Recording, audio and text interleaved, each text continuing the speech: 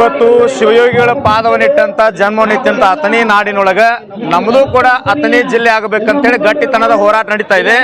ಇದು ಧರ್ಮಾತೀತ ಪಕ್ಷಾತೀತವಾಗಿ ಎಲ್ಲರ ನೇತೃತ್ವದಲ್ಲಿ, ಮಹಾತ್ಮರ ನೇತೃತ್ವದಲ್ಲಿ, ಪ್ರತಿಯೊಬ್ಬ ಹಿರಿಯರು, ಯುವಕರು, ರೈತರು, ತಾಯಂದರ ನೇತೃತ್ವದಲ್ಲಿ ಹೋರಾಟ ನಡೀತಾ ಇದೆ. ನಾನು ಕಾಗವಾಡ ಹಾಗೂ ಅಥಣಿಯ ಶಾಸಕರಿಗೆ ಇಲ್ಲಿಂದ ವಿನಂತಿ ಮಾಡ್ಕೊಳ್ತೀನಿ, ಅಧಿವೇಶನದೊಳಗೆ ನೀವೆಲ್ಲ ಗಟ್ಟಿಯಾದಂಥ ಧ್ವನಿಯನ್ನು ಎತ್ತರಿ. ಈ ನಾಡಿನ ಎಲ್ಲ ಮಹಾತ್ಮರು, ರೈತರು, ಅನ್ನದಾತರು, ಯುವಕರು ಪಕ್ಷಾತೀತವಾಗಿ ನಿಮಗೆ ಬೆಂಬಲವನ್ನು ಕೊಡ್ತೀವಿ. ಅಥಣಿಯಿಂದ ಒಂದು ಉದಾಹರಣೆಯನ್ನು ಕೊಡ್ತೀನಿ. ತೆಲಸಂಗದಿಂದ ಒಬ್ಬ ವ್ಯಕ್ತಿ ಜಿಲ್ಲಾಧಿಕಾರಿ ಕಚೇರಿಗೆ ಹೋಗಿ ಬರ್ಬೇಕಂದ್ರೆ ಒಂದು ದಿನ ಮುರಿಯುತ್ತದ. ಏನಾದರೂ ಕೆಲಸದ ನಾಳೆ ಮಾಡಿ ಕೊಡ್ತೀನಿ ಅಂದ್ರೆ 2 ದಿನ ಹೋಗ್ತದ, ಖರ್ಚು ವೆಚ್ಚ ಆಗ್ತದ. ಸಾಮಾಜಿಕವಾಗಿ, ಶೈಕ್ಷಣಿಕವಾಗಿ, ಆರ್ಥಿಕವಾಗಿ, ಆಡಳಿತಾತ್ಮಕ ದೃಷ್ಟಿಯಿಂದ ಅಥಣಿ ಜಿಲ್ಲೆಯನ್ನು ಮಾಡಿದರೆ ಈ ಭಾಗದ ಎಲ್ಲ ರೈತರಿಗೆ ಅನುಕೂಲ ಆಗ್ತದೆ, ವ್ಯಾಪಾರಸ್ಥರಿಗೆ, ಸಣ್ಣ ಸಣ್ಣ ವ್ಯಕ್ತಿಗಳು ಕೂಡ ಅನುಕೂಲ ಆಗ್ತದೆ ಅಂತೇಳಿ ಈ ಮೂಲಕ ನಾನು ಸರ್ಕಾರಕ್ಕೆ ವಿನಂತಿ ಮೂಲಕ ಎಚ್ಚರಿಕೆಯನ್ನು ಕೊಡ್ತೀನಿ. ಸಮಾನತೆ ಇಲ್ಲಿನ ಗಡಿಭಾಗದ ಕಡೆ ಗ್ರಾಮಗಳು ಬೆಳಗಾವಿ ಜಿಲ್ಲಾ ಕೇಂದ್ರಕ್ಕೆ ಹೋಗಿ ಬರಬೇಕಾದ್ರೆ 400 ಕಿಲೋಮೀಟರ್ ಅಂತರ ಆಗ್ತೈತಿ.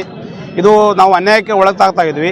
ಅದರ ಜೊತೆಗೆ ಸಾಕಷ್ಟು ವಿಶಾಲವಾದ ಭೌಗೋಳಿಕ ಲಕ್ಷಣ ಹೊಂದಿದಂಥ ನಮ್ಮ ಅಥಣಿ ಕ್ಷೇತ್ರವನ್ನು ಯಾವುದೇ ಜಿಲ್ಲೆಗೆ ಕಮ್ಮಿ ಇಲ್ಲ. ಜನಸಂಖ್ಯೆ ಆಧಾರದ ಮೇಲೆ, ಭೌಗೋಳಿಕ ಸಂಪನ್ಮೂಲಗಳ ಆಧಾರದ ಮೇಲೆ ಅಥಣಿ ಜಿಲ್ಲೆ ಆಗಲು ಯೋಗ್ಯ ಐತಿ. ಕೇವಲ ರಾಜಕೀಯ ಹಿತಾಸಕ್ತಿಗಾಗಿ 20-30 ಕಿಲೋಮೀಟರ್ ಜಿಲ್ಲೆಗಳನ್ನು ಹೊಡೆಯೋದು ಅದು ಸೂಕ್ತವಲ್ಲ. ಯಾವುದು ಅನ್ಯಾಯಕ್ಕೆ ಒಳಗಾಗೈತಿ, ಯಾವುದೇ ಪ್ರಾದೇಶಿಕ ಅಸಮಾನತೆಗೆ ಒಳಗಾಗೈತಿ ಅಂಥವನ್ನ ಅಥಣಿ ತಾಲೂಕನ್ನು ಜಿಲ್ಲೆಗೆ ಘೋಷಣೆ ಮಾಡಬೇಕು ಅನ್ನೋದು ನಮ್ಮ ಬೇಡಿಕೆ. ಇಲ್ಲಿವರೆಗೆ ಈ ಹೋರಾಟದ ಒಂದು ಯಶಸ್ಸಿನ ಒಂದು ಮೊದಲನೇ ಹಂತ ಅಂತಲೇ ಹೇಳ್ಬೋದು.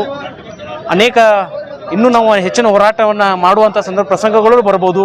ಅದು ಎಲ್ಲರೂ ನಾವು ಒಗ್ಗಟ್ಟಾಗಿ ನಿಂತರು, ಪಕ್ಷಾತೀತವಾಗಿ, ಜಾತ್ಯತೀತವಾಗಿ ಈ ನಮ್ಮ ಅಥಣಿಯನ್ನು ಒಂದು ಜಿಲ್ಲೆ ಮಾಡಲಿಕ್ಕೆ ಏನೆಲ್ಲ ಹೋರಾಟಗಳನ್ನು ನಾವು ಮಾಡಬೇಕು ಅವೆಲ್ಲ ಮಾಡ್ತೀವಿ ಅಂತ ಈ ಸಂದರ್ಭದಲ್ಲಿ ಹೇಳ್ತಾ, ಅಥಣಿ ಜಿಲ್ಲೆ ಆಗಬೇಕಂತ ಜಾತ್ಯತೀತವಾಗಿ, ಪಕ್ಷಾತೀತವಾಗಿ ಹಾಗೂ ಎಲ್ಲ ರಾಜಕಾರಣಿಗಳು ಕೂಡಿ ಹಾಗೂ ಎಲ್ಲ ಸಂಘಟನೆಗಳು ಕೂಡಿ ನಾವು ಅಥಣಿ ಜಿಲ್ಲೆ ಆಗಬೇಕು ಹೋರಾಟ ಮಾಡುತ್ತಿದ್ದೇವೆ. ಇದು ದಕ್ಷಿಣ ಕರ್ನಾಟಕದಲ್ಲಿ ಹೇಗೆ 30-40 ಕಿಲೋಮೀಟರ್ಗೊಂದು ಜಿಲ್ಲೆಗಳಿದಾವಲ್ಲ, ಹಾಗೆ ನಮ್ಮ ಜಿಲ್ಲೆಯೂ ಆಗಬೇಕು. ಯಾಕಂದರೆ ನಮ್ಮ ಜಿಲ್ಲೆ ಅಥಣಿ ತಾಲೂಕು ಬೆಳಗಾವಿ ಜಿಲ್ಲೆ ಕಡೆಯ ತಾಲೂಕಾಗಿರೋದ್ರಿಂದ ಈ ದಿನ ನಾವು ಎಲ್ಲರಿಗೆ ನಮ್ಮ ಜಿಲ್ಲಾ ವತಿಯಿಂದ ಮತ್ತು ನಮ್ಮ ಅಥಣಿ ತಾಲೂಕು ವತಿಯಿಂದ ಎಚ್ಚರಿಕೆ ಕೊಡ್ತಾ ಇದ್ದೇವೆ. ಗೋಕಾಕ್ ಆಗಲಿ, ಚಿಕ್ಕೋಡಿ ಆಗಲಿ ನಮ್ಮದೇನು ಅಭ್ಯಂತರ ಇಲ್ಲ, ನಮ್ಮದು ಅಥಣಿ ಜಿಲ್ಲೆ ಆಗಬೇಕಂತ ನಾವು ಹೇಳ್ತೇವೆ. ಜೈ ಹಿಂದ್, ಜೈ ಕರ್ನಾಟಕ. ಪ್ರಪ್ರಥಮ ಬಾರಿಗೆ ಭೌಗೋಳಿಕವಾಗಿ ಎಲ್ಲ ಅಂಗದಲ್ಲಿ ನಮ್ಮ ಅಥಣಿ ಒಂದು ಜಿಲ್ಲೆ ಆಗಬೇಕಂತ ಅನೇಕ ವರ್ಷಗಳಿಂದ ನಮ್ಮ ಹೋರಾಟ ಇದೆ. ಅದಕ್ಕಾಗಿ ಇವತ್ತು ಕೂಡ ಅಥಣಿಗೆ ಬಂದ್ ಕರೆ ಕೊಟ್ಟು ಎಲ್ಲ ಕನ್ನಡ ಪರ ಸಂಘಟನೆಗಳು, ಎಲ್ಲ ಸಂಘಟನೆಗಳು ಕೂಡಿ ಇವತ್ತು ಅಥಣಿ ಜಿಲ್ಲೆ ಆಗಬೇಕನ್ನುವಂಥ ಹೋರಾಟ ನಮ್ಮ ಒಕ್ಕರ್ಲ ಕೂಗಾಗಿದೆ. ಇದನ್ನು ಆದಷ್ಟು ಬೇಗನೆ ಅಥಣಿ ಜಿಲ್ಲೆ ಘೋಷಣೆ ಮಾಡಬೇಕು. ಇದು ರಾಜಕಾರಣಿಗಳು ಕೂಡ ಇದರಲ್ಲಿ ಸ್ವಲ್ಪ ತಮ್ಮದೇ ಆಗಿರ್ತಕ್ಕಂಥ ವಿಚಾರಗಳನ್ನು ಅಧಿವೇಶನದಲ್ಲಿ ಎತ್ತಿ ನಮ್ಮ ಅಥಣಿ ಜಿಲ್ಲೆ ಆಗಲಿಕ್ಕೆ ಪ್ರೋತ್ಸಾಹ ನೀಡಬೇಕೆಂದು ತಮ್ಮೆಲ್ಲರಲ್ಲಿ ಮನವಿ ಮಾಡ್ತೇನೆ. ಧನ್ಯವಾದಗಳು.